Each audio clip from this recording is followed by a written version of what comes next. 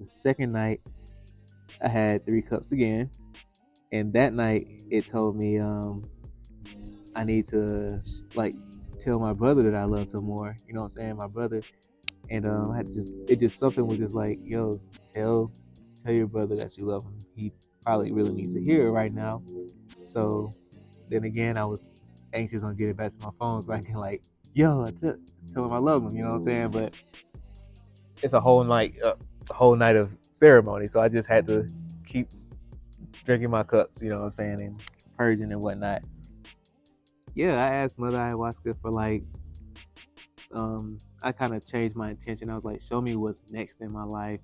And she most definitely showed me like what was next and what I might need to do, or just like what I might go through. You know what I'm saying?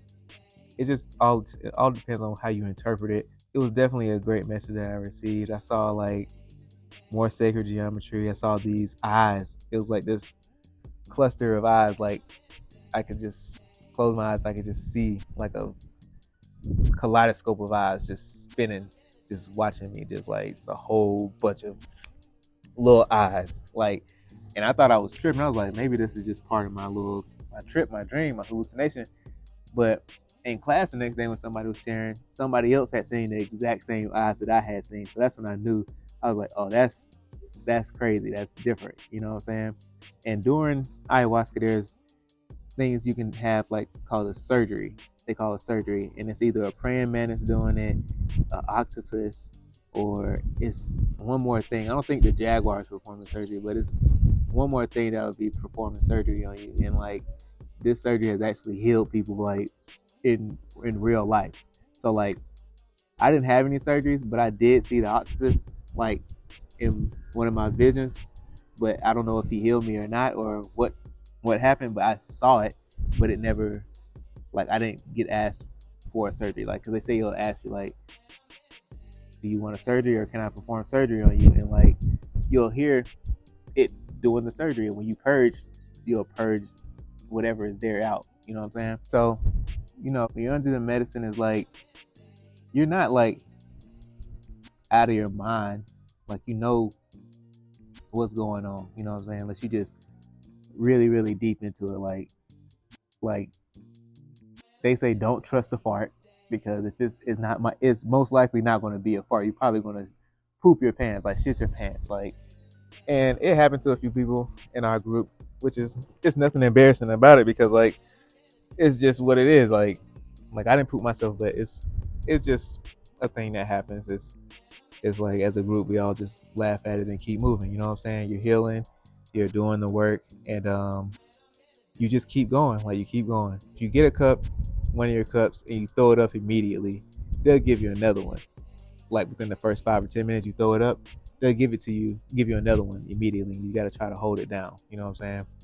But if you get a cup and you throw up like 30, 40 minutes into it, that's just you purging. You know what I'm saying? Like you'll get through it.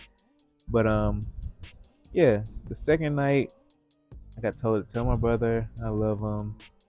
Um, it showed me more of who I had become, and then yeah, like that night I threw up and pooped simultaneously back to back. Like I'll poop, then I'll throw up, or I throw up and then have to poop, and then or I'll just pooping and I just be on the ground throwing up like in this bucket. It was crazy. It was like Mother Ayahuasca even has like a sense of humor because like one time I was like butt naked just because I was pooping and I had to throw up and it's hot in there so I had my shirt off. So when I was pooping I was butt naked basically on the floor and I was like, she said this joke and she was like, look at you, and I was like, I kind of looked at myself. I was like, oh my god, I'm sitting here butt naked throwing up on the floor. This is crazy. She was like, yeah, look at you. Uh-huh. And I was like, all right, it'll humble you. It'll really humble you. She'll humble you. Like she'll take your ego from here and bring it down here. Or she'll just level it off. You know what I'm saying? You don't feel like I didn't feel bad at least. I just laughed it off.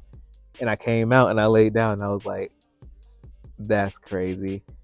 And then I had my third cup and I kind of like had a vision of like some news headline or some stuff that was supposed to happen in the future. I don't want to say what it was, but it kind of was unsettling for me at first, and I was like, is this for me or is this for somebody else? Because like I don't think this is for me. Like, who is this for? So like I was kind of unsettled about it. So when you're kind of stuck in a loop of like the same thought from one of your visions, you're told to go get another cup because the other cup will like kind of take you on another path to something else. But by that time, the ceremony was ended and I couldn't get another cup.